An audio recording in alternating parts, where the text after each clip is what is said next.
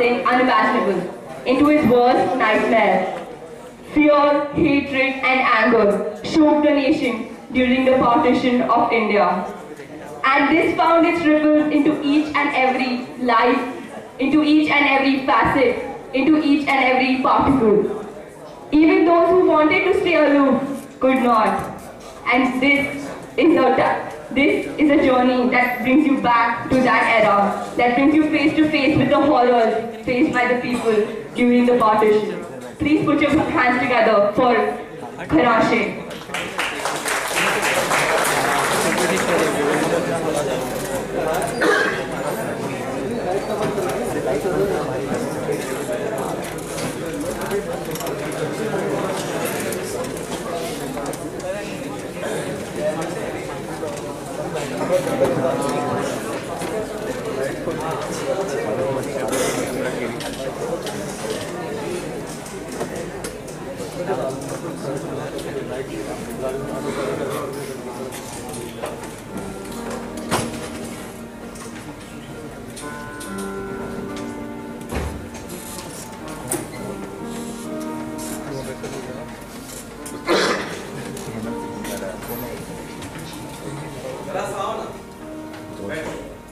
वतन की बात है। उम्मीदें डूब गईं जो निगल निगल के भवन, उम्मीदें हाँफ रही हैं जो बागबानी, उम्मीदों शौक के कत्लो गबन की बात है। वतन की बात करें, ऐसा नहीं कि पिछले 50 साल में कुछ ना हो, 50 सालों में खुदा फलक धूप जैसे कर रही है। हर एक रोज फलक पोछा उठ के साफ किया, हमारे ठसनों पर कुल्हाड़ियां गिरी, लेकिन लहूलुहान कदम सीढ़ियों पर चढ़ते रहे।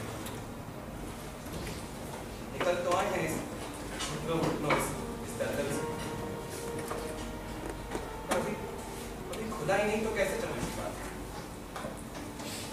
चलिए चलते चले वतन की बात।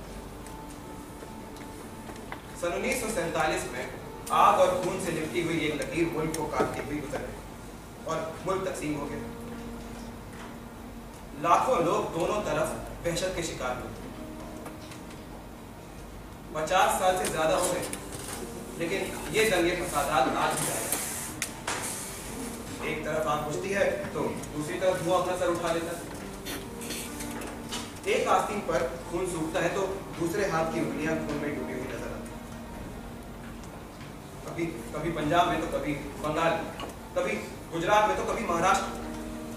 ये जख्म भरते नहीं, बस एक खुरन सा जम जाता है। कुछ देर के बाद फिर दंगे शुरू हो जाते हैं और खराशे रिश्ते। आपको लगता है ये जख्म आंखों से चिपक गए, आंखें बहती रहती हैं और खराशे रिश्ते रहती हैं।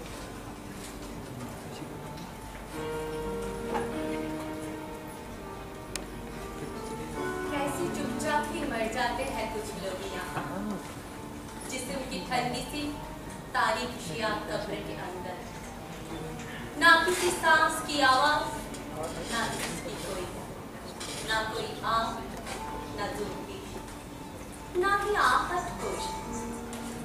ऐसे चुपचाप मर जाते हैं कुछ लोग यहाँ, उनको दफनाने की जहमत उठानी नहीं पड़ती। तो फ्री हो गई।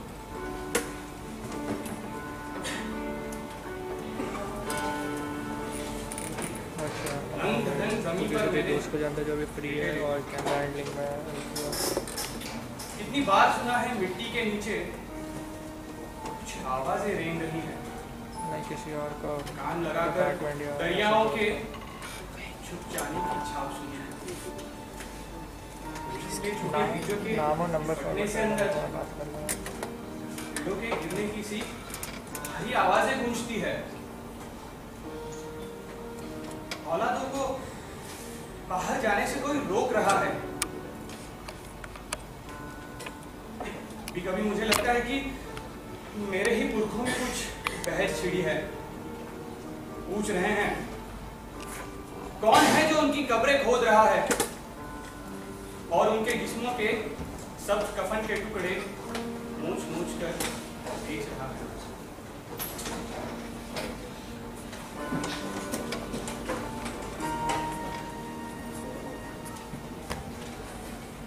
खेत के सब्जे में बेसुध सी पड़ी है दुबकी, एक पगडंडी की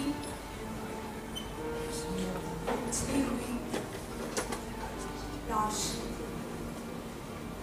तेज कदमों के तले दर्द से करहाती, चुप हो जाती है ये सोच के बस क्यों मेरी को कुचल देते ना राहगीर अगर मेरे बेटे भी होते जवां आज, मेरी बेटी भी होती बहाने की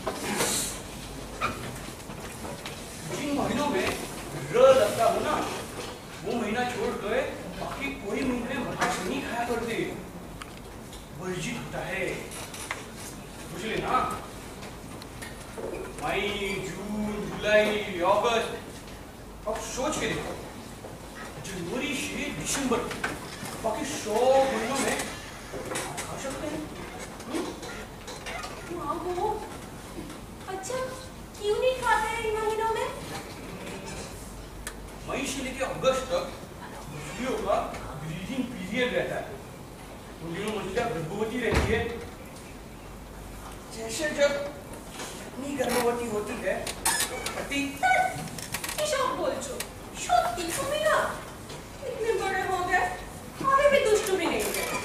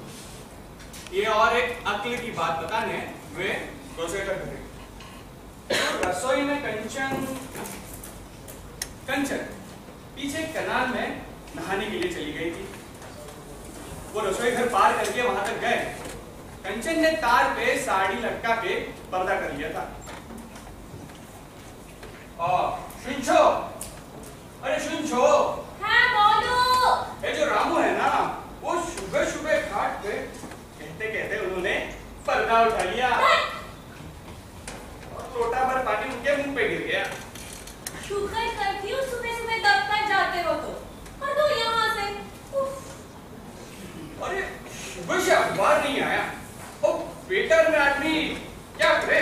हाँ वैसे तुम कहे तो मैं मछली साफ कर दूं? ना हरगिज नहीं, हट मत लगाना मुझसे। विभूति करते हैं, विभूति टहलने लगे, ऊपर से नीचे, नीचे से ऊपर टहलते रहे। टीवी पे भी कुछ खास प्रोग्राम नहीं लगा था। चित्रगीत के बाद खबरें और खबरों के बाद फिर आधा घंटा चित्रगीत। ब्लैक एंड व्हाइट में गाने देखने में मजा नहीं आता। कलर के जमाने में ब्लैक एंड व्हाइट, अरे हीरोइन के कपड़े और हीरोइन के कूल्हे दोनों एक ही रंग के, हीरोइन का ब्लाउज और उसका पेट इन्हें फोड़ती नहीं। और ये क्या बात हुई? घर में एक बार फिर से रामू की आवाज सुनाई दी। रामू, पता ही नहीं चलता था रामू कब घर में आता है और कब निकल जाता है। वैसे सारी बस्ती का काम करता है रामू। वो गुसलखाने के बाहर जाके पूछ रहा था, ओ माँ, आज का मसाला पीस दूं, लाई दे के बनेगी तो। मसाला? अच्छा सुन, वो टुंडुली के मिक्सी में पिसवा के ले आ, मैं आती हूँ। हाँ, टुनटुनी, पड़ोस की छोटी बेटी का नाम था। रामू चला गया, लेकिन विभूति को ये बात बिल्कुल अच्छी नहीं लगी कि रामू उसकी बीवी के साथ बात करे, और वो भी तब जब वो अंदर नहा रही हो।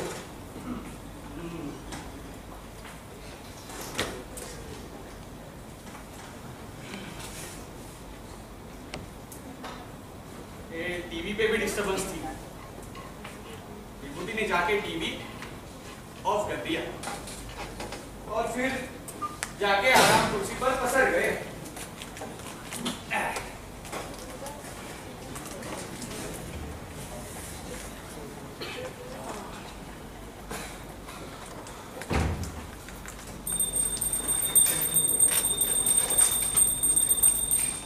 जब घर में घंटी बजने लगी तब पता चला कंचन नहा के लौट चुकी है। थोड़ी देर बाद प्रसाद मिलेगा। कंचन प्रसाद हाथ में नहीं रखेगी, कहेगी हाथ धोकर आओ, तो विभूति आ कर देंगे और कंचन प्रसाद मुंह में टपका देगी। और हुआ भी वही, कंचन ने आते ही पूछ लिया, नहाए नहीं अभी तक। विभूति ने मुंडी हिला के आ कर दिया। और प्रसाद खाते खाते उसने कंचन का हाथ पकड़ लिया। कुछ नहीं होता ना तुम लोगों के लिए। हमारी सुंदरता शराने के लिए निश्चित करना पड़ता है।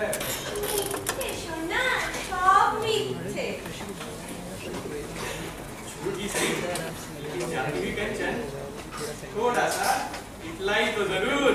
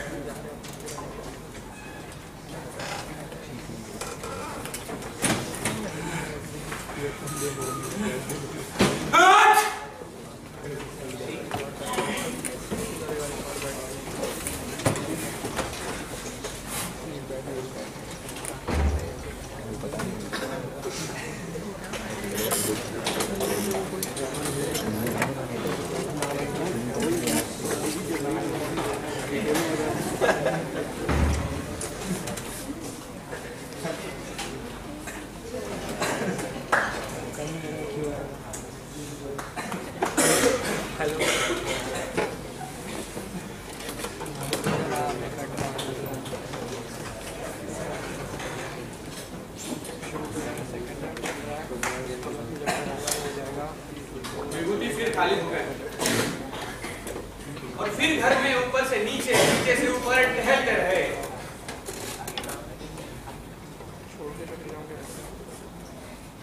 फिर वो जाकर खिड़की में खड़े रहे और पड़ोसी के घर में झांकने लगे।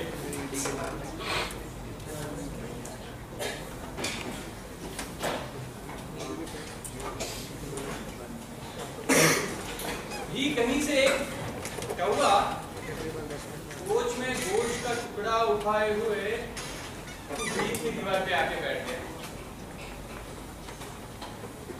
दूसरी जगह से और एक कौवा उड़ता हुआ आ गया और पहले वाले कौवे के बाजू में बैठ गया। तो पहला वाला कौवा उड़ गया, अरे दूसरा वाला कौवा भी उड़ गया, दोनों कौवे उड़ गए।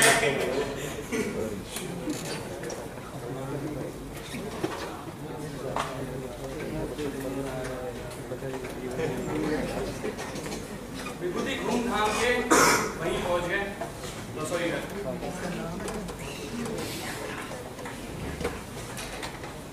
रात में हिंसा पड़ी थी। मुंह थोड़ा सा खुला था उसका, जैसे कुछ बोलना चाह रही है। आंखें भी कुछ खुली थी।